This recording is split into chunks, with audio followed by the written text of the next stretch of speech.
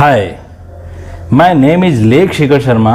देखिए, आज हम पढ़ रहे हैं वेरी इंपॉर्टेंट टॉपिक माइटोकॉन्ड्रिया के बारे में। जो सामने डायग्राम दिखाया गया है, ये माइटोकॉन्ड्रिया का डायग्राम है।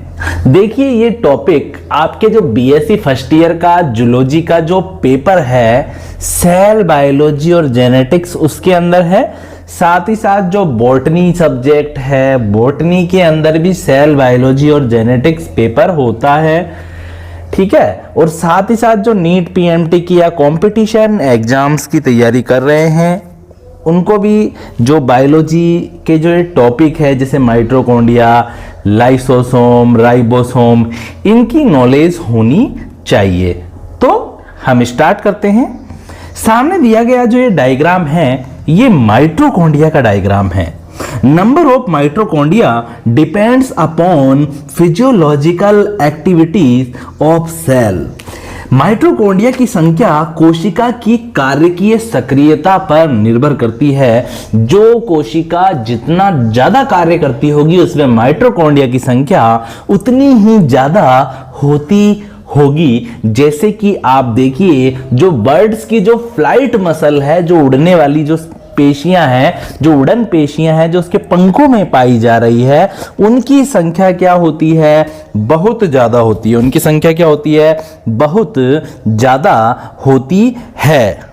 अब क्या है, कुछ ऐसी शैवाल है। अब देखो, कुछ ऑर्गेनिज्म ऐसे भी है, जैसे कि माइक्रो एस्टेरियास के अंदर, और जो क्लोरेला, जो फस्का नाम की जो एल्गी है, उस शैवाल है, उसमें केवल एक ही माइटोकॉन्ड्रिया पाया जाता है। क्या पाया जाता है? उसमें केवल माइटोकॉन्ड्रिया की संख्या एक ही होती है। All the mitochondria present in a cell are collectively called chondriosome. एक कोशिका में उपस्थित समस्त माइटोकॉन्ड्रिया को कॉन्ड्रियोम कहते हैं। क्या कहते हैं? कॉन्ड्रियोम कहते हैं। कल को किसी कंपटीशन एग्जाम के अंदर भैया क्वेश्चन आ जाए, कोई आपसे पूछ ले कि एक कोशिका में प्रेजेंट समस्त जो माइटोकॉन्ड्रिया है, उसको क्या कहते हैं? कॉन्ड्रियोम कहते हैं। क्या कहते हैं? कॉन्ड्रियोम कहते हैं। Usually plant cell have fewer mitochondria as compared to animal cell। जो जंतु कोशिका होती है, जंतु कोशिका की अपेक्षा पादप कोशिका में माइटोकॉन्ड्रिया की संख्या कम होती है। In higher animals maximum mitochondria are found in flight muscle of birds. जो उच्च जो जंतु हैं, जैसे कि बर्ड्स होते हैं, तो बर्ड्स आपको पता है, कभी अजमेर से जयपुर, जयपुर से दिल्ली, दिल्ली से हरियाणा, और आप देखेंगे कि फॉरेन से इंडिया भी आ जाते हैं, इंडिया से फॉरेन भी चले जाते हैं बर्ड। तो इनके जो मांसपेशियां होती है, जो इनके जो पंख होते हैं, तो जो पंखों की जो मांसपेशियां हैं, जो मसल्स हैं, उसमें ज़्यादा ऊर्जा की आवश्यकता होती है, क्योंकि इनके पंख ही तो इनके पूरे शरीर को उड़ाकर ले जा रहे हैं। तो इनके जो पंख है वो बहुत मजबूत, शक्तिशाली होते हैं, और उनकी मांसपेशियों में माइटोकॉन्ड्रिया ज़्यादा संख्या में पाए जाते हैं, ताकि ज़्यादा संख्या में मांसपेशियों में एनर्जी का प्रोडक्शन हो और पंख आसानी से शरीर को यहां वहां उड़ाकर ले जाए।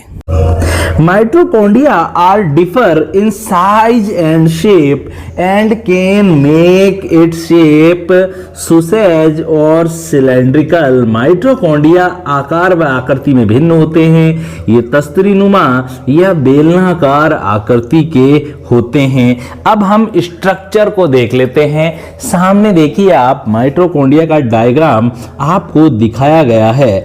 Mitochondria unless specifically stained are not easily visible under the microscope. Mitochondria are stained by Janus green B.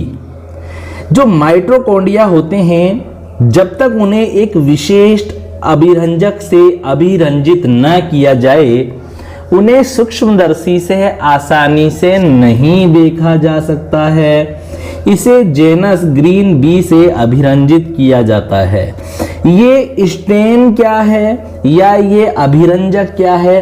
कभी आप बायोलॉजी की लैब में जाओगे तो आप देखेंगे जो वहां पे आपको प्लास्टिक की कुछ शीशियां या बोतलें दिखाई देगी और उसमें आपको पिंक कलर के, ब्लू कलर के, ग्रीन कलर के कुछ लिक्विड भरे हुए मिलेंगे।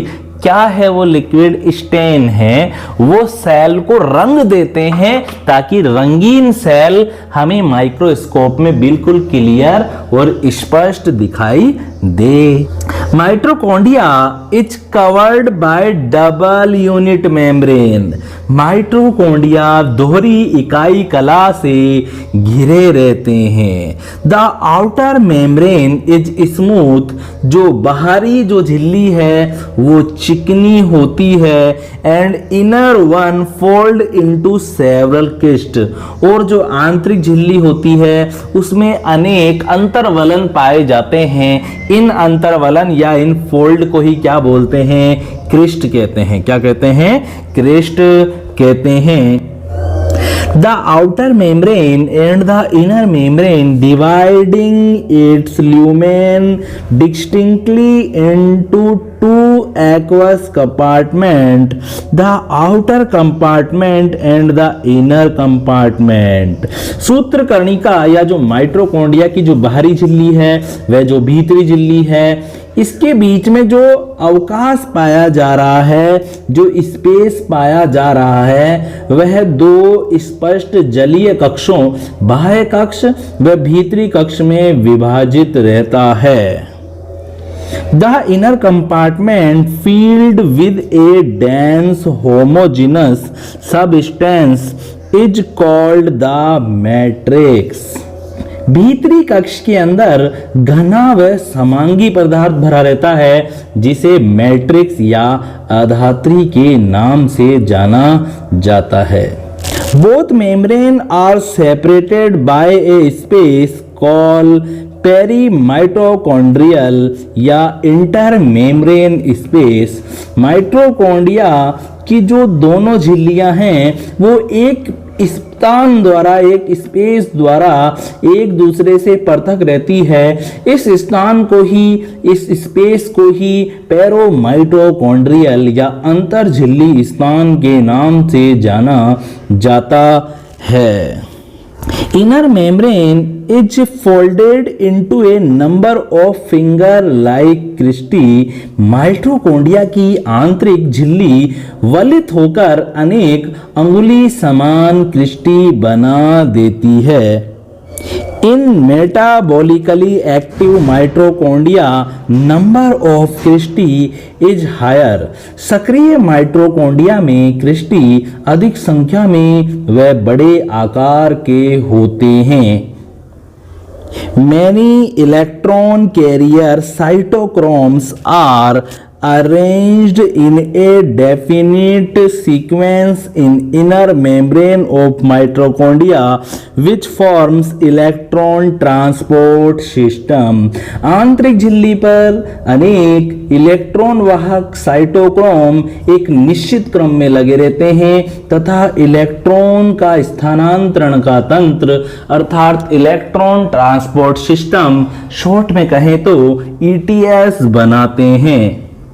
Inner membrane is studded with pinhead particle called oxysome or elementary particles or F0 F1 particles or ATP synthase। These particles first described by Fernandez moraine.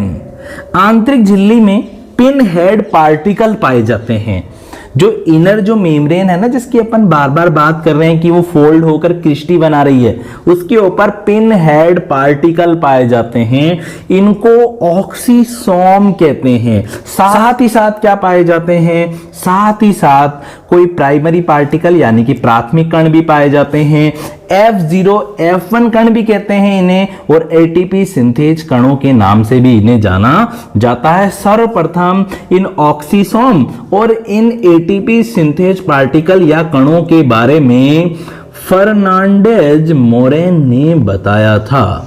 head of oxysome or F1 is concerned with oxidative phosphorylation formation of ATP by energy of oxidation. Oxysome के जो head है या जो गोल से जो ये सिरे आपको दिखाई दे रहे हैं डायग्राम के अंदर, जिन्हें F1 पार्टिकल भी कह रहे हैं, इनका जो संबंध है, इनका जो रिलेशन है वो ऑक्सीडेटिव फॉस्फोरिलेशन नाम की एक प्रोसेस से होता है, जिसके द्वारा क्या होता है, ऑक्सीकरण होता है फूड पार्टिकल का और एनर्जी बनती है एटीपी के रूप में। माइटोकॉन्ड्रिया मैट्रिक्स हैव एंजाइम और Krebs cycle aerobic respiration. Mitochondria की मैट्रिक्स के अंदर या अर्धात्री के अंदर क्रेब्स चक्र चलता है, वायवीय श्वसन होता है, क्योंकि माइटोकॉन्ड्रिया की मैट्रिक्स के अंदर क्रेब्स चक्र को चलाने वाले या वायवीय श्वसन करने वाले एंजाइम पाए जाते हैं। Beside the enzyme matrix have a complete protein synthesis apparatus, ribosome 70S type, DNA, few RNAs and enzyme. So mitochondria called as semi-autonomous cell organ. Mitochondria भैया कैसा सेल ऑर्गेनल है, इसकी मैट्रिक्स के अंदर प्रोटीन का सिंथेसिस, प्रोटीन का संश्लेषण करने के लिए राइबोसोम भी पाया जा रहा है, और भैया इसकी मैट्रिक्स में डीएनए भी पाया जा रहा है। आप देखो ये रहा डीएनए, दिखा आपको। साथ ही साथ इसकी मैट्रिक्स के अंदर क्या पाया जा रहा है, आरएनए भी पाया जा रहा है और कुछ एंजाइम भी पाए जा रहे हैं। इसलिए क्या लग रहा है, ऐसा लग रहा है कि सेल के अंदर माइटोकॉन्ड्रिया इसका सेल ऑर्गेनिज्म नहीं है, बल्कि सेल के अंदर जैसे दूसरी सेल हुई है, इसलिए इसे सेमी ऑटोनोमस सेल ऑर्गेनल्स या अर्ध स्वायत्त शासी कोशिकाओं के नाम से भी जाना जाता है। Single, double strand and circular naked DNA present in mitochondria matrix. Mitochondria की मैट्रिक्स या अर्धात्री के अंदर द्विरज्जुकीय एवं वर्ताकार नग्न डीएनए पाया जाता है। क्या पाया जाता है, द्विरज्जुकीय, जैसे हमारे अंदर होता ही है, ठीक है। Double stranded, Watson and Crick ने बताया था डबल स्ट्रैंडेड मॉडल के बारे में, डबल हेलिक्स स्ट्रक्चर के बारे में वाटसन क्रिक ने बताया था, नोबेल प्राइज भी मिला था इसके लिए। साथ ही साथ वर्ताकार नेक्ड डीएनए भी पाया जाता है। Function of mitochondria. Mitochondria are site of aerobic respiration and ATP production. Mitochondria कोशिका में ऑक्सीकरण क्रियाओं व एटीपी निर्माण का स्थल है। अब देखिए वेरी इंपॉर्टेंट टॉपिक आ गया है, biogenesis of mitochondria.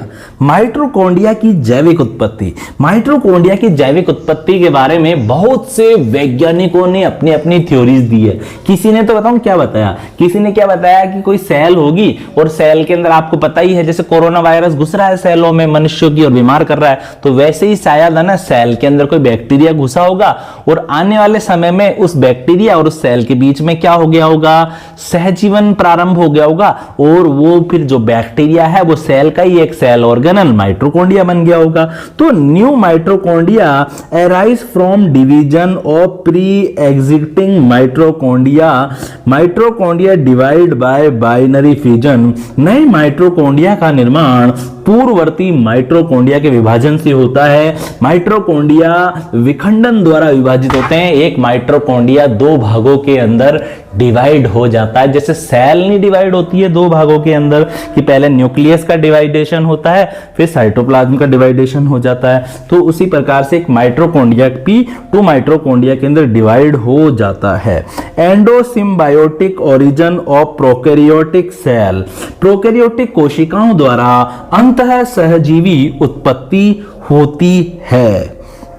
First types of DNA. DNA का प्रकार double strand circular GC rich DNA present. DNA का प्रकार, इसके अंदर द्विसूत्री वर्ताकार GC रिच डीएनए पाया जाता है, जो कि बैक्टीरिया जैसा ही लगता है, यानी कि प्रोकैरियोटिक सेल जैसा ही यह है। ठीक है। Types of ribosome 70S, ribosome का प्रकार है 70S। Divide by binary fission, द्विविखंडन द्वारा विभाजन इसमें होता है, जिससे एक माइटोकॉन्ड्रिया से 2 माइटोकॉन्ड्रिया बन जाते हैं। अगर हमारे द्वारा दी गई जानकारी आपको अच्छे से समझ में आ गई है तो आप वीडियो को लाइक कीजिए, और हाँ, आप वीडियो को देखिए, साथ के साथ रजिस्टर लेके नोट्स बनाइए, आपको अच्छे से समझ में आएगा। और सभी अपना ख्याल रखिए। Take care.